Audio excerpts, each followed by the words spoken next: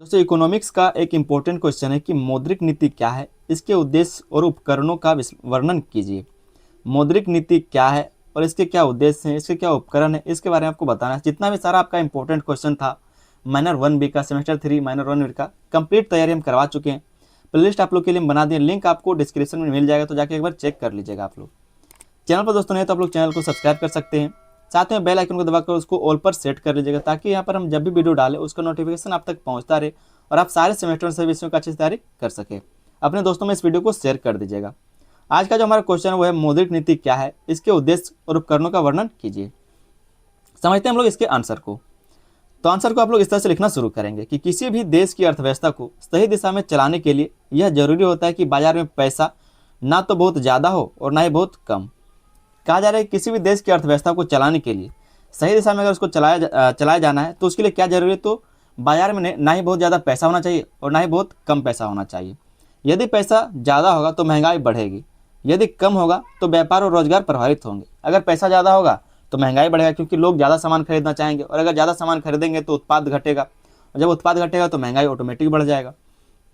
और अगर कम होगा तो व्यापार घाटा लगेगा, रोजगार प्रभावित होगा। इस संतुलन को बनाए रखने के लिए देश का केंद्रीय बैंक एक नीति बनाता है जिसे मौद्रिक नीति कहा जाता है। और जो हमारा देश का केंद्रीय बैंक है, जो हमारा भारतीय रिजर्व बैंक है, वो क्या करता है, एक नीति बनाता है जिसको ही मौद्रिक नीति कहा जाता है। यह नीति देश की आर्थिक स्थिति को स्थिर रखने में बहुत महत्वपूर्ण भूमिका निभाती है। और ये कहा जा रहा है कि ये जो नीति बनाई जाती है मौद्रिक नीति, ये देश की आर्थिक स्थिति को स्थिर रखने के लिए, कि यहाँ पर ज़्यादा महंगाई ना बढ़ जाए, यहाँ पर ज़्यादा बेरोजगारी ना जाए, इन सब चीज़ों को स्थिर रखने के लिए क्या है, तो एक महत्वपूर्ण भूमिका निभाती है। आगे हम लोग समझते हैं कि मौद्रिक नीति की परिभाषा क्या होती है। मौद्रिक नीति को हम लोग परिभाषित किस तरह से कर सकते हैं। कहा जा रहा है कि जब केंद्रीय बैंक ब्याज दरों को घटाया जाता है, क्या कहा जा रहा है कि जब केंद्रीय बैंक ब्याज दरों को घटाता या फिर बढ़ाता है, बैंकों को दिए जाने वाले ऋण को नियंत्रित करता है और बाजार में पैसे की मात्रा को कम या फिर ज़्यादा करता है, तो इसी पूरी प्रक्रिया को मौद्रिक नीति कहा जाता है। समझ में आया। कहा जा रहा है कि जब केंद्रीय बैंक का मतलब जो रिजर्व बैंक है, ठीक है, ब्याज दरों को घटाता या फिर बढ़ाता है, चाहे वो ब्याज दर को घटाए या फिर बढ़ाए, क्योंकि केंद्रीय बैंक से डायरेक्ट हम लोग लोन नहीं लेते, हम लोग लेते हैं जो वाणिज्यिक बैंक होता है, जो कमर्शियल बैंक होता है वहाँ से, जैसे कि स्टेट बैंक हो गया, एक्सिस बैंक हो गया, ठीक है, कैनरा बैंक हो गया, पंजाब नेशनल बैंक हो गया। ये जो कमर्शियल बैंक है यहाँ से हम लोग लोन लेते हैं।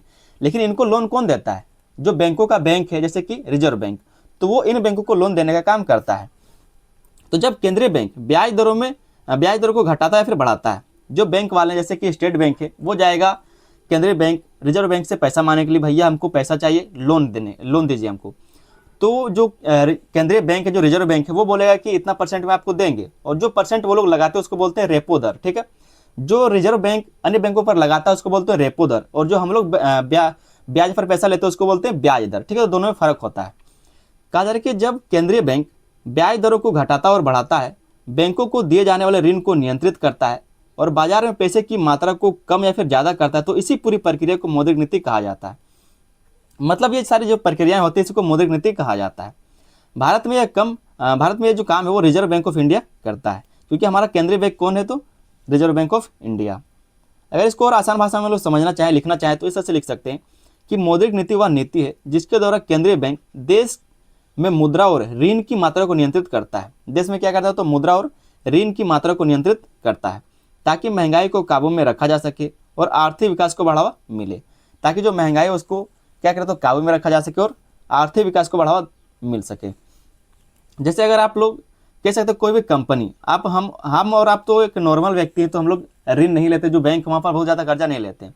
लेकिन जो बड़ा बड़ा उद्योग चलता है वो कैसे चलता है, वो चलता है कर्जे पर।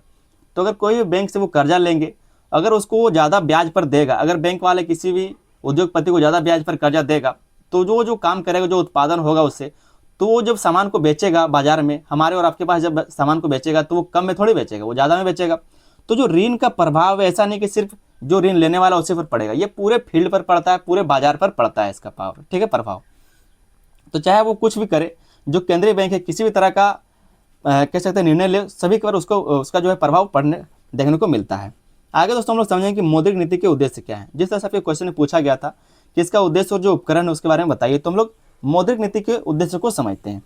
पहला जो उसका उद्देश्य वो है मूल्य स्थिरता बनाए रखना। जो मूल्य है उसकी स्थिरता को बनाए रखना मौद्रिक नीति का एक पहला उद्देश्य रहता है। मौद्रिक नीति का सबसे बड़ा उद्देश्य यह होता है कि बाजार में चीज़ों के दाम ज़्यादा तेज़ी से ना बढ़े, जो भी बाज़ार में सामान बिक रहे हैं उसके कीमत तेज़ी से ना बढ़े। यदि महंगाई बहुत बढ़ जाती है, अगर महंगाई बहुत ज़्यादा बढ़ जाएगी तो आम लोगों के लिए जीवन कठिन हो जाता है, क्योंकि उनकी आय उतनी तेज़ी से नहीं बढ़ती, क्योंकि जो आम लोग हैं उनकी जो आय है वो इतनी तेज़ी से नहीं बढ़ पाती है। इसलिए केंद्रीय बैंक बाजार में पैसे की मात्रा को नियंत्रित करने, कीमतों को स्थिर रखने की कोशिश करता है। इसलिए जो केंद्रीय बैंक है वो क्या करता है, तो बाजार में जो भी नियंत्रण है उसको रखने की कोशिश करता है, जो भी पूरे बाजार को नियंत्रित रखने की कोशिश करता है, ताकि जो कीमत है वो स्थिर रहे और सब कुछ सिस्टम सही से चल पाए। दूसरा जो इसका उद्देश्य रहता है वह आर्थिक विकास को बढ़ावा देना। आर्थिक विकास को बढ़ावा देना, जब ब्याज दर कम होती है तो लोग और उद्योग आसानी से बैंक से ऋण लेते हैं। जब ब्याज दर कम होगा तो जो आम लोग हैं और जो उद्योगपति है वो क्या करेंगे, बैंक से अधिक लोन ले पाएंगे, आराम से लोन ले पाएंगे। इससे वे नए व्यापार शुरू करते हैं, फैक्ट्रियां लगाते हैं और उत्पादन बढ़ाते हैं। इससे क्या होगा, अगर ऋण ज़्यादा मिल पाएगा, क्योंकि कम दर पर ऋण मिल रहा है तो लोग कर्जा ले लेते हैं और अपना काम शुरू कर पाते हैं। तो जब काम शुरू करते हैं तो वहाँ पर रोजगार मिलता है लोगों को, क्योंकि जब फैक्ट्री खुलेगा तो वहाँ पर कामगार का जरूरत पड़ेगा, मजदूरों का जरूरत पड़ेगा, ठीक है। तो वहाँ पर क्या होगा, जो व्यापार है वो शुरू होता है और जो रोजगार है वो मिलने लगता है। इससे देश की अर्थव्यवस्था मजबूत होती है। इसलिए मौद्रिक नीति का उद्देश्य विकास को गति देना भी होता है। तो इसलिए पूरा संतुलन बना कर जो हमारा केंद्रीय बैंक है, रिजर्व बैंक ऑफ इंडिया, वो पूरा संतुलन बना करके चलता है। ऐसा नहीं कि पूरा पैसा ढार देगा या फिर ऐसा नहीं कि पूरा पैसा सुखा देगा, तो पूरा वो संतुलन करके चलता है, ताकि जो देश है उसमें सही तरीके से सब कुछ चल पाए। तीसरा जो इसका उद्देश्य है वह है रोजगार बढ़ाना। रोजगार बढ़ाने में क्या तो एक उद्देश्य रहता है। जब उद्योग और व्यापार बढ़ते हैं तो काम के अवसर भी बढ़ते हैं। अगर उद्योग बढ़ेगा, व्यापार बढ़ेगा तो काम का अवसर भी बढ़ेगा, क्योंकि वहाँ पर लोगों का जरूरत पड़ेगा। इससे बेरोजगारी कम होती है। इसलिए मौद्रिक नीति का एक उद्देश्य यह भी है कि अधिक से अधिक लोगों का रोजगार मिल सके। इसलिए जो मौद्रिक नीति है उसका एक उद्देश्य क्या है, तो रोजगार बढ़ाना। चौथा जो यहाँ पर उद्देश्य हम लोग देखेंगे मौद्रिक नीति का, वो है विनिमय दर को स्थिर रखना। जो विनिमय दर है, जो व्यापारिक दर है, या फिर कैसे जो देश से देश या फिर जो देश से विदेश तक व्यापार होता है, जो विनिमय दर उसको स्थिर रखना। हर देश की मुद्रा का मूल्य दूसरे देशों की मुद्रा के मुकाबले बदलता रहता है। आज हमारा डॉलर की कीमत 94 रुपया है, कल 93 हो जाएगा, कभी 90 हो जाएगा, कभी 95 भी हो सकता है। तो हर देश का मुद्रा जो मूल्य दूसरे देश की मुद्रा से क्या तो बदलते रहता है, उसके मुकाबले क्या तो बदलते रहता है। यदि यह बहुत तेज़ी से बदलता है तो आयात निर्यात प्रभावित होता है। अगर ये तेज़ी से बदलेगा, क्योंकि पूरे विश्व में अगर कहे तो लगभग जो व्यापार होता है वो किस में होता है, डॉलर में होता है। तो जिसके पास डॉलर है सभी लोग डॉलर में व्यापार करेंगे। तो जैसे चार देश है तो चार लोग क्या करेंगे, डॉलर में व्यापार करेंगे वो लोग। तो ये भी डॉलर दे रहा है, वो भी डॉलर दे रहा है, ये भी डॉलर दे रहा है, सब कुछ डॉलर डॉलर। तो अगर हमारे देश में डॉलर रहेगा तो हम लोग आराम से दूसरे देश से व्यापार कर पाएंगे, हमें अपना पैसा देने का जरूरत नहीं है। क्योंकि अगर हम लोग आज अगर 9,000 रुपये देंगे तब जाकर के उसका 100 डॉलर हो पाएगा, ठीक है। अगर हम लोग 9,000 देंगे तब अमेरिकी डॉलर 100 डॉलर हो पाएगा। तो इस तरह से हम लोग को बहुत ज़्यादा पैसा खर्चा करना पड़ सकता है। इसके लिए क्या है, तो हर देश की मुद्रा का मूल्य दूसरे देशों की मुद्रा के मुकाबले बदलता रहता है। यदि यह बहुत तेज़ी से बदलता है तो आयात निर्यात प्रभावित होता है। इसलिए क्या है, तो इसको संतुलन बनाकर चलना जरूरी है। मौद्रिक नीति इस बदलाव को नियंत्रित करने में मदद करती है, जिससे विदेशी व्यापार संतुलित रहता है, जिससे जो विदेशी व्यापार है वो संतुलित रह पाता है। नहीं तो अगर आज कभी 50 रुपया हो गया, कभी 100 रुपया हो गया, कभी 90 रुपया हो गया, तब तो हम लोग सामान खरीद ही नहीं पाएंगे। अगले यहाँ पर हम लोग इसका उद्देश्य देखेंगे, वो है बैंकिंग व्यवस्था को मजबूत बनाना। तो बैंकिंग व्यवस्था को भी ये मजबूत बनाता है। मौद्रिक नीति का उद्देश्य यह भी है कि देश की बैंकिंग और वित्तीय प्रणाली मजबूत और सुरक्षित बनी रहे। देश का जो बैंकिंग और वित्तीय प्रणाली वो मजबूत और सुरक्षित बना रहे। इससे लोगों का बैंकों पर विश्वास बना रहता है और आर्थिक संकट की संभावना कम होती है। इससे क्या होता है, तो जो देश है वहाँ की जो जनता है, जो लोग है, उसका बैंकों के ऊपर भरोसा बना रहता है और आर्थिक जो संकट है उसकी संभावना कम हो जाती है। आगे हम लोग समझेंगे मौद्रिक नीति के उपकरण, कि मौद्रिक नीति के उपकरण क्या है, किसके कारण ये सब चलता है। मौद्रिक नीति के माध्यम से केंद्रीय बैंक कुछ खास उपायों का उपयोग करता है, जिन्हें उपकरण कहा जाता है। जो भी उपाय किए जाते हैं, उपकरण का मतलब क्या है कि उपाय, कि किस उपाय से सारे काम किए जा सकते हैं, इसको निरंतर रखा जा सकता है। तो पहला है मात्रात्मक उपकरण। मात्रात्मक उपकरण, आगे हम लोग एक और पॉइंट देखेंगे, ठीक है। तो पहले आप लोग समझिए मात्रात्मक उपकरण क्या होता है। जैसे बैंक दर, बैंक दर घटाना बढ़ाना, ठीक है। यह वह दर है जिस पर केंद्रीय बैंक वाणिज्यिक बैंकों को ऋण देता है। जो रिजर्व बैंक ऑफ इंडिया है वो क्या करता है, तो जो अन्य बैंक जैसे कि स्टेट बैंक हो गया, पंजाब नेशनल बैंक हो गया, यूनियन बैंक हो गया, ठीक है, जो HDFC बैंक है, ICICI बैंक है, कैनरा बैंक है, सब क्या, तो सारे बैंक है जिसको जो केंद्रीय बैंक है, जो भारतीय रिजर्व बैंक है, वो उसको लोन देने का काम करता है। जब यह दर बढ़ाई जाती है तो बैंकों के लिए पैसा लेना महंगा हो जाता है। और जब रिजर्व बैंक ब्याज बढ़ाएगा तो जो अन्य बैंक है, जो छोटे छोटे बैंक हैं, जो वाणिज्यिक बैंक हैं, उसको क्या तो ऋण में ज़्यादा पैसा देना पड़ेगा, इसलिए वे कम ऋण लेते हैं, इसलिए क्या तो वो कम ऋण देते हैं और बाजार में पैसा कम हो जाता है। और बाजार में क्या तो पैसा कम हो जाता है। जब यह दर घटाई जाती है तो ऋण सस्ता हो जाता है और बाजार में पैसा बढ़ जाता है। और जब ऋण सस्ता होगा तो लोग ज़्यादा पैसा लेंगे, ज़्यादा कर्जा लेंगे और इससे क्या होगा, बाजार में पैसा बढ़ जाएगा। तो इसको बोलते हैं हम लोग मात्रात्मक उपकरण। बैंक दर को घटा करके, बैंक दर को बढ़ा करके सब कुछ काम किया जाता है। दूसरा इसका उपकरण है वो है रेपो दर। रेपो दर क्या होता है, तो जो बैंकों का बैंक कौन है, रिजर्व बैंक ऑफ इंडिया, तो वो जो अन्य बैंकों को पैसा देता है, जिस ऋण पर देता है, उसी को बोलते हैं रेपो दर। यह वह दर है जिस पर रिजर्व बैंक ऑफ इंडिया बैंकों को अल्पकाल के लिए ऋण देता है, मतलब थोड़े समय के लिए जो ऋण देता है उसी को बोलते हैं रेपो दर। यदि रेपो दर बढ़ाई जाती है तो बैंक महंगे ब्याज पर ऋण लेते हैं।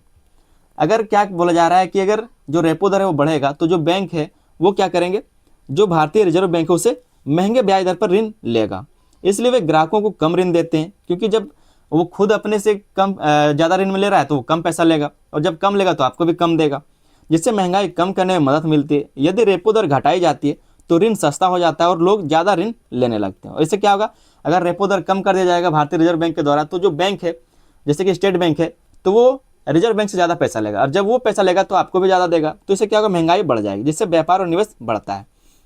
हालांकि इससे क्या है, तो व्यापार और निवेश भी बढ़ता है, क्योंकि जब पैसा लेगा तभी तो व्यापार और निवेश चल पाएगा। तीसरा जो इसका हम लोग यहाँ पर उपकरण देखें वो है रिवर्स रेपो दर। यह वह दर है जिस पर केंद्रीय बैंक बैंकों से पैसा जमा करता है। क्या करता है, जो बैंक है वो केंद्रीय बैंक उससे क्या करता है, पैसा जमा करता है। मतलब जैसे स्टेट बैंक है वो क्या करेगा, रिजर्व बैंक में पैसा जमा करेगा, इसको बोलते हैं रिवर्स रेपो दर। जब यह दर बढ़ती है तो बैंक अपना पैसा केंद्रीय में जमा करने लगता है। ठीक है, जब यह दर बढ़ता है, रिवर्स रेपो दर जब बढ़ता है, जैसे कि रिजर्व बैंक में पैसा अब चाहिए तो रिजर्व बैंक में पैसा कौन देगा, जो छोटे छोटे बैंक है, जो कमर्शियल बैंक है वो देगा। तो रिजर्व बैंक कहता है कि अगर आप हमको 1000 दे जाएगा तो उसमें हम आपको 5 रुपये देंगे फायदा। तो वो बहुत सारा पैसा क्या करते हैं, रिजर्व बैंक को देने लगते हैं, जिससे बाजार में पैसा कम हो जाता है। इसका उपयोग महंगाई को नियंत्रित करने के लिए किया जाता है। और जब पैसा रिजर्व बैंक में चला जाएगा तो क्योंकि बाजार में पैसा लगभग खत्म हो चुका है तो महंगाई भी क्या है, तो धीरे धीरे घट जाएगी, क्योंकि जब लोगों के पास पैसा नहीं बचेगा तो खरीदारी कैसे करेंगे, और जब खरीदारी नहीं होगा तो सामान वहाँ का पड़ा हुआ रहेगा और जिसका कीमत घट जाएगा। ठीक है, तो रिवर्स रेपो दर के कारण ये सब क्या है, तो कुछ उपकरण है। आगे जो इसका उपकरण है वो है CRR, नगद आरक्षित अनुपात। यह वह हिस्सा है जो बैंकों को अपनी कुल जमा राशि का कुछ प्रतिशत केंद्रीय बैंक के पास नगद के रूप में जमा रखना पड़ता है। मतलब ये जो नगद आरक्षित अनुपात है ये क्या है, तो जितने भी बैंक हैं यहाँ पर सारे बैंकों को अपना कुछ हिस्सा जो है वो केंद्रीय बैंक मतलब रिजर्व बैंक ऑफ इंडिया को देना ही पड़ता है। आगे कहा जा रहा है कि यदि CRR बढ़ा दिया जाता है तो बैंकों के पास ऋण देने के लिए कम पैसा बचता है।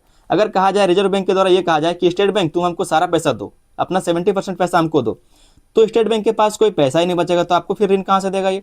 तो ये बात कहा जा रहा है कि अगर CRR बढ़ा दिया जाए तो बैंकों के पास ऋण देने के लिए कम पैसा बचता है और बाजार में पैसा कम हो जाता है। यदि इसे घटाया जाता है तो बैंक ज़्यादा ऋण दे सकते हैं।